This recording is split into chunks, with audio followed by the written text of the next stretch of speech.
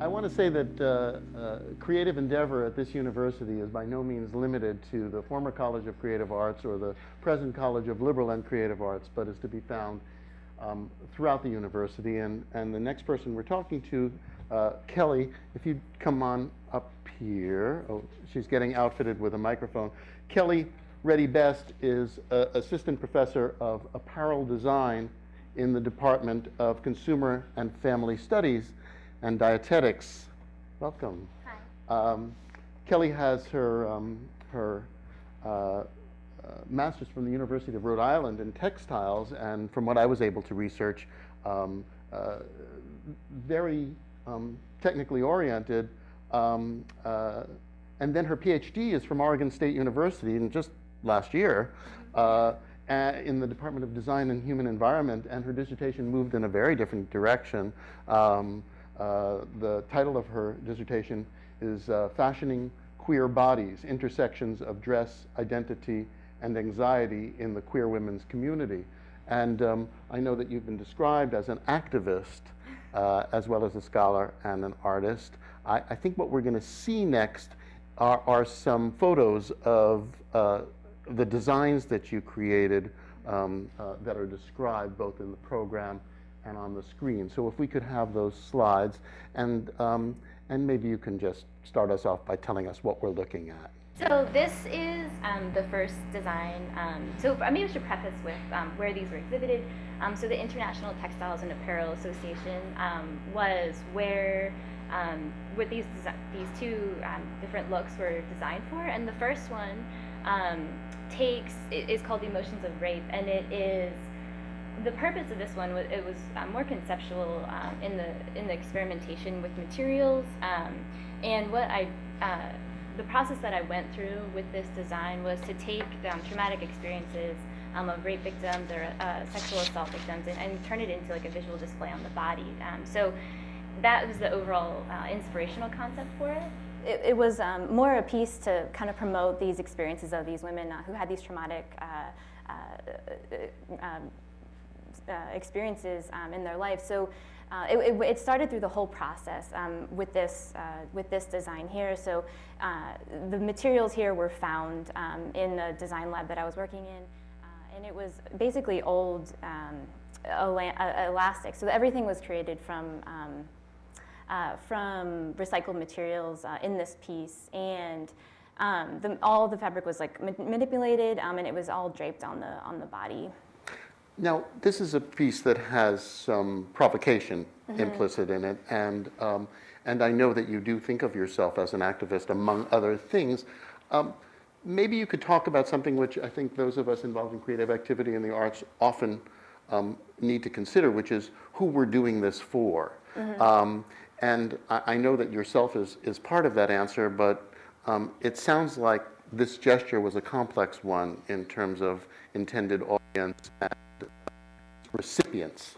Yeah, I think the whole purpose of this piece was really just to promote awareness of the issue, and like how, having gone through 3 different universities, having experiences with women who had these types of traumatic events. So I just really wanted to bring awareness to those issues through design. So as opposed to doing traditional research, kind of doing it through design and through the creative process was the point here. So how were these presented, and how were they received? Oh, sure. At this particular exhibition, there's 2 different types. There's like a still exhibition, and then there's a runway exhibition. So these 2 this specific one they're both chosen for the runway exhibit. So, and how were they received? Great, I guess. People. Maybe I'm going to clarify that a bit. Did people receive them as art, or did they receive them as some other kind of gesture? Well, I think it's interesting. I think a lot of people, the title is a little, the emotions of rape, people were really kind of taken back by that and really wanted to like ask my explanation of that. And it was really, I named it that purposely so people would ask about it. And that was really the whole point of it. So definitely there was a reaction of like, what is this and why did you name it that? And that was definitely a reaction I got. That would be my reaction. Yeah. Let's see if there's folks out there who have some questions or comments on what they're looking at. Fashion and women's bodies obviously have been areas for academic concern for quite some time, and here's an appropriate person to be addressing. I'm from Women in Gender Studies, which is why Larry is making that gesture. So I'm struck by the light, and I'm also struck by the recent sort of young women's cultural activism around the slut walk as a response to sort of rape culture, and I'm wondering if this piece is in dialogue with slut walk and with ideas about reclamation, and maybe why you chose white. Maybe that's not your question. Yeah, it actually, I mean, I specifically chose white. I mean, the whole process of in promoting these ideas was that the inspiration, these women felt like kind of left behind and felt like that they didn't have any power, and I literally found these materials. So it was really part of the whole process where, and they said feelings of expressed feelings of blankness and ideas like that. So that was a direct motivation for the choosing the white materials, manipulating it, and the crop top was directly, was specifically for that reason, to kind of reject those ideas. Maxine. You work with other social and cultural issues through fashion, or do you do something else as your primary? Well, I kind of do both, and the next one that you'll see too. So I do like more technical, really functional, high-performance athletic wear kind of designs, and then also. Do we have a slide? I don't think we do have the other slide. Oh, okay. That's okay. Todd? We have this one in the Oh, Okay. that's okay. So where can we see other work of yours? Oh, Will you be doing a show in San Francisco? not anytime soon. I have a portfolio online, kellyrreddybest.com, if you can see my other work that I've exhibited. Okay, yes, Todd. I actually have a question about the textural quality, especially in the skirt, and I didn't realize I was looking at elastic until you said so. And, was that the condition it was in, or is that part of the manipulation you were referring to? Yeah. And why did you choose to do that?